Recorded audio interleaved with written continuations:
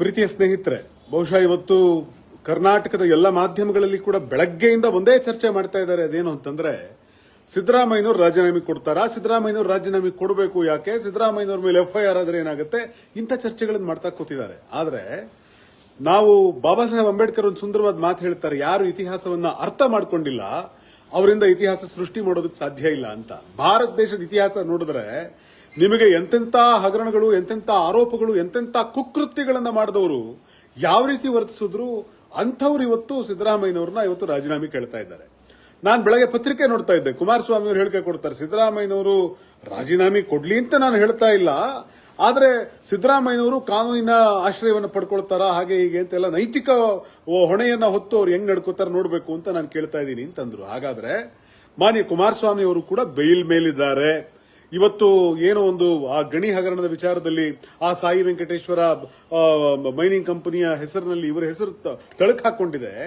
ಇವರ ಮೇಲೆ ಇವತ್ತು ಲೋಕಾಯುಕ್ತರಾಗಿದ್ದಂತ ನ್ಯಾಯಮೂರ್ತಿ, ಲೋಕಾಯುಕ್ತರಾಗಿದ್ದಂತ ಸಂತೋಷ್ ಹೆಗಡೆ ಅವರು, ಇವರೇ ನೇಮಿಸಿದಂತವರು, ಇವರ ವಿರುದ್ಧವೇ ಏನೆಲ್ಲ ಅವತ್ತು ಆರೋಪ ಪಟ್ಟಿಯನ್ನು ಸಲ್ಲಿಸಿದ್ದಾರೆ.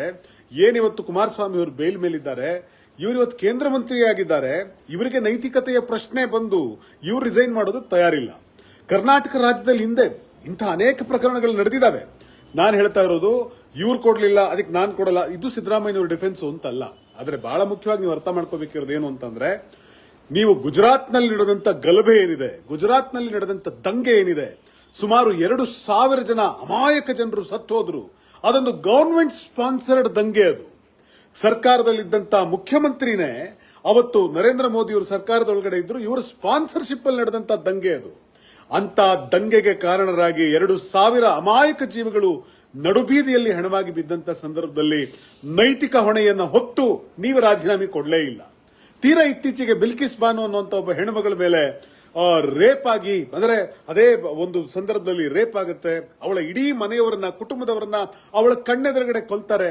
ಆಕೆ ಗರ್ಭಿಣಿ ಹೆಂಗಸು ಅಂತ ಕೂಡ ನೋಡದೆ ಅವಳನ್ನ ರೇಪ್ ಮಾಡಿ ನಡು ರಸ್ತೆಯಲ್ಲಿ ಬೆತ್ತಲೆಯಾಗಿ ಬಿಸಾಡೋಗಿರ್ತಾರೆ. ಆ ಹೆಣ್ಮಗಳಿಗೆ ಪ್ರಜ್ಞೆ ಬಂದಾಗ ಆಕೆ ಅಲ್ಲಿ ಇಲ್ಲಿ ಬಟ್ಟೆಯನ್ನ ಹುಡುಕೊಂಡು ಓಡಿ ಹೋಗ್ತಾಳೆ, ಕಡೆಗೆ ನ್ಯಾಯವನ್ನ ಅರಸ್ತಾಳೆ, ಕಡೆಗೆ ಅವರಿಗೆಲ್ಲರಿಗೂ ಕೂಡ ಶಿಕ್ಷೆ ಆಗುತ್ತೆ. ಆದ್ರೆ ಅವರೆಲ್ಲರನ್ನೂ ಕೂಡ ತೀರಾ ಇತ್ತೀಚೆಗೆ ಮೋದಿಯವರು ಪ್ರಧಾನಮಂತ್ರಿ ಆದ ನಂತರ ಅವ್ರನ್ನ ಸನ್ನಡತೆಯ ಆಧಾರದ ಮೇಲೆ ಅವರೆಲ್ಲರೂ ಕೂಡ ಬಿಡುಗಡೆ ಆಗಿದ್ದನ್ನು ನೋಡಿದ್ದೇವೆ.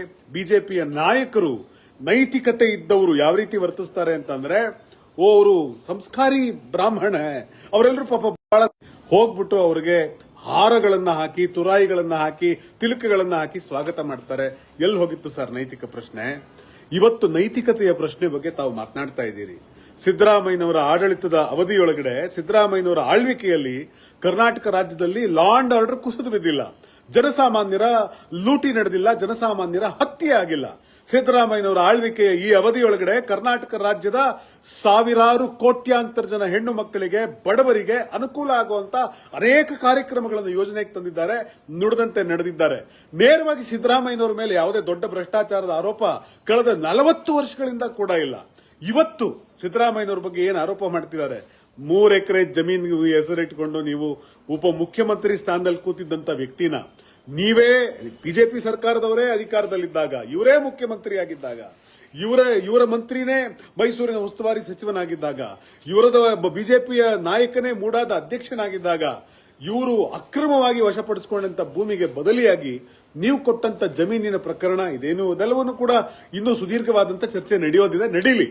ಆದರೆ ಅಂತಂತ ಪ್ರಕರಣಗಳನ್ನ ಇಟ್ಕೊಂಡೇ ಸಿದ್ದರಾಮಯ್ಯನವರು, ಇದೇನು ನರೇಂದ್ರ ಮೋದಿ ಅವರು ಅವತ್ತು ಮುಖ್ಯಮಂತ್ರಿ ಆಗಿದ್ದಾಗ ರಾಜೀನಾಮೆ ಕೊಡಲಿಲ್ಲ.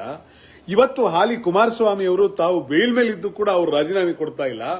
ಆದರೆ ಸಿದ್ದರಾಮಯ್ಯನವರು ರಾಜೀನಾಮೆ ಕೊಡ್ತಾರೆ, ಸಿದ್ದರಾಮಯ್ಯನವರು ರಾಜೀನಾಮೆ ಕೊಡಬೇಕಾ ಅಂತ ಹೇಳಿ ಬೆಳಗ್ಗಿನಿಂದ ಸಂಜೆವರೆಗೂ ಮಾಧ್ಯಮಗಳು ಪ್ರಶ್ನೆ ಮಾಡ್ತಿದಾವಲ್ಲ. ಯಾವುದು ಸರ್ ನೈತಿಕತೆ? ಎಲ್ಲಿದೆ ಸರ್ ನೈತಿಕತೆ? ಯಾವಾಗ ಜನರ ಜೀವಕ್ಕೆ ಸರ್ಕಾರವೇ ಹಿಂದೆ ನಿಂತು ಅಷ್ಟು ಜನಗಳ ಸಾವಿಗೆ ಕಾರಣವಾದಂತ ಸಂದರ್ಭದಲ್ಲಿ ಮುಖ್ಯಮಂತ್ರಿಯೊಬ್ಬರು ರಿಸೈನ್ ಮಾಡಲಿಲ್ಲ. ಅವತ್ತಿನ ಪ್ರಧಾನಮಂತ್ರಿ ಆಗಿದ್ದಂತ ನರೇಂದ್ರ ಮೋದಿ ಅವರಿಗೆ ಅಟಲ್ ಬಿಹಾರಿ ವಾಜಪೇಯಿ ಅವರು ಬಂದು ರಾಜಧರ್ಮ ನಿಭಾನಾ ಹೇ ಅಂತ ಹೇಳಿ ಬುದ್ಧಿವಾದ ಹೇಳಿದ ನಂತರ ಕೂಡ ಇವರು ರಾಜಧರ್ಮ ಪಾಲಿಸಲಿಲ್ಲ, ಇವರು ಅವತ್ತು ರಿಸೈನ್ ಮಾಡಲಿಲ್ಲ. ಹಾಗಿರುವಂತ ಸಂದರ್ಭದೊಳಗಡೆ ಇವತ್ತು ಸಿದ್ದರಾಮಯ್ಯನವರಂತ ಯಾವುದೇ ಕುಕೃತ್ಯಗಳು ಕರ್ನಾಟಕದಲ್ಲಿ ನಡೆದಿಲ್ಲ, ಯಾವುದೇ ಲಾ ಅಂಡ್ ಆರ್ಡರ್ ಕರ್ನಾಟಕದಲ್ಲಿ ಇವತ್ತು ಹಾಳಾಗಿಲ್ಲ. ಕರ್ನಾಟಕ ರಾಜ್ಯದಲ್ಲಿ ಶಾಂತಿ ಸುಭಿಕ್ಷೆ ಕರ್ನಾಟಕ ರಾಜ್ಯದಲ್ಲಿ ಇವತ್ತು ಇದೆ, ಎಲ್ಲ ಕಡೆ ನಾವು ನೋಡ್ತಾ ಇದ್ದೇವೆ. ಅಥವಾ ಬಿಜೆಪಿಯವರ ತರದ ಯಾವುದೇ ಭಾರಿ ದೊಡ್ಡ ಭ್ರಷ್ಟ ಹೆಣಗಳ ಮೇಲೆ ಹಣ ಹೊಡೆಯುವಂತ ದುಷ್ಟ ಹಂತಕ್ಕೆ ಇಳಿದಿಲ್ಲ. ಅಂತ ಸಂದರ್ಭದಲ್ಲೇ ನೀವು ರಾಜೀನಾಮೆ ಕೊಟ್ಟವರಲ್ಲ. ನೀವು ಸಿದ್ದರಾಮಯ್ಯನಂತ ಒಬ್ಬ ನಾಯಕನನ್ನ ಯಾರು ಜನಪರವಾಗಿದ್ರು, ಯಾರು ಬಡವರ ಪರವಾಗಿದ್ರು, ದಲಿತರ ಪರವಾಗಿದ್ರು, ಹಿಂದುಳಿದ ವರ್ಗದವರ ಪರವಾಗಿದ್ರು, ಅಂಬೇಡ್ಕರ್, ಬುದ್ಧ, ಬಸವಣ್ಣನ ಚಿಂತನೆಗಳನ್ನ ಹೃದಯದಲ್ಲಿ ಹುದುಗಿಸಿಕೊಂಡು ಅದರ ಆಧಾರದ ಮೇಲೆ ಸರ್ಕಾರವನ್ನು ನಡೆಸಬೇಕು ಅಂತ ಹೊರಟರು. ಅಂತ ಒಬ್ಬ ವ್ಯಕ್ತಿಯನ್ನ ದಿನ ಬೆಳಗ್ಗೆ ಆದರೆ ಬೆಳಗ್ಗಿನಿಂದ ಮಾಧ್ಯಮಗಳಲ್ಲಿ ರಾಜೀನಾಮೆ ಕೊಡ್ತಾರಾ? ಅವ್ರಿಗೆ ಸಂಕಷ್ಟ ಬಂದಿದೆ, ಇಕ್ಕಟ್ಟು ಬಂದಿದೆ, ಸಂಕಷ್ಟ ಬಂದಿದೆ. ಅನಾದಿ ಕಾಲದಿಂದಲೂ ಕೂಡ ಪ್ರಾಮಾಣಿಕರು ಇದನ್ನೆಲ್ಲವನ್ನು ಕೂಡ ಎದುರಿಸಿ ಅದರ ವಿರುದ್ಧ ಸೆಟೆದು ಹೋರಾಟ ಮಾಡಿಯೇ ಗೆದ್ದದ್ದು ನಮ್ಮ ಭಾರತ ದೇಶದಲ್ಲಿ ಕಾಣ್ತೀವಿ. ನೀವು ಮಹಾಭಾರತದ ಕಾಲದಲ್ಲಿ ನೋಡಿದ್ರು, ನಾನು ನೆನೆ ಕೂಡ ಹೇಳಿದೆ ಈ ಮಾತನ್ನ, ಪಾಂಡವರ ಆದಿಯಾಗಿ ಪಾಪ ಅವರನ್ನ ಅರಗಿನ ಮನೆಗೆ ಹಾಕಿ ಸುಡೋ ಪ್ರಯತ್ನ ಮಾಡಿದ್ರಿ, ವಿಷ ಹಾಕಿ ಕೊಲ್ಲೋ ಪ್ರಯತ್ನ ಮಾಡಿದ್ರಿ, ಅವರ ಹೆಂಡತಿ ಸೀರೆಯನ್ನು ಎಳೆದು ಅಪಮಾನ ಮಾಡುವಂತ ಪ್ರಯತ್ನ ಮಾಡಿದ್ರಿ, ಅವರ ವಿರುದ್ಧ ಎಲ್ಲಾ ಸಂಚುಗಳನ್ನ ಮಾಡಿದ್ರಿ, ವನವಾಸಕ್ಕೆ ಕಳಿಸಿದ್ರಿ, ಅಜ್ಞಾತವಾಸಕ್ಕೆ ಕಳಿಸಿದ್ರಿ. ಇಷ್ಟೆಲ್ಲ ಆದ ನಂತರವೂ ಕೂಡ ಸತ್ಯ ಅವತ್ತು ಗೆಲ್ತು, ಆದ್ರೆ ಸ್ವಲ್ಪ ನಿಧಾನ ಆಯಿತು. ಇವತ್ತು ಭಾರತ ದೇಶದಲ್ಲಿ ನಡೀತಾ ಇರೋದೇನು ಅಂತಂದ್ರೆ ಕಾನ್ಸ್ಪಿರಸಿ ವರ್ಸಸ್ ಕಾನೂನು, ಒಂದು ಸಂಘರ್ಷ ನಡೀತಾ ಇದೆ. ಇವತ್ತು ಕರ್ನಾಟಕದ ಸರ್ಕಾರ ಏನ್ ನಡೀತಾ ಇದೆ, ಕರ್ನಾಟಕ ರಾಜ್ಯದಲ್ಲಿ ಏನ್ ನಡೀತಾ ಇದೆ, ಇದು ಕಾನ್ಸ್ಪಿರಸಿ ಮತ್ತು ಕಾನೂನಿನ ನಡುವೆ ನಡೀತಾ ಇರುವಂತ ಸಂಘರ್ಷ ಇದು. ಸೊ ಹಿಂಗಾಗಿ ಇವತ್ತಿಗೆ ಈ ಕ್ಷಣಕ್ಕೆ ಎಲ್ಲೋ ಒಂದು ಕಡೆ ಕಾನ್ಸ್ಪಿರಸಿಯ ಕೈ ಮುಂದಾದಂತೆ ಕಂಡ್ರೂ ಕೂಡ ಕಾನೂನಿನ ಬಗ್ಗೆ ನಮ್ಗೆ ಇನ್ನೂ ಭರವಸೆ ಇದೆ. ಕಾನೂನಿನ ಕೈ ಇವತ್ತಲ್ಲ ನಾಳೆ ಮೇಲಾಗುತ್ತೆ, ಸತ್ಯದ ಕೈ ಮೇಲಾಗುತ್ತೆ. ಸಿದ್ದರಾಮಯ್ಯನವರು ಯಾಕ್ರಿ ಕೊಡಬೇಕು ರಾಜೀನಾಮೆ ಅಂತ ನಿನ್ನೆ ಪ್ರಶ್ನೆ ಕೇಳಿದಾರಲ್ಲ, ಆ ಪ್ರಶ್ನೆನ ಕರ್ನಾಟಕದ ಕೋಟಿ ಜನ ಈ ಪ್ರಶ್ನೆಯನ್ನ ಕೇಳೋದಕ್ಕೆ ಶುರು ಮಾಡ್ತಾರೆ.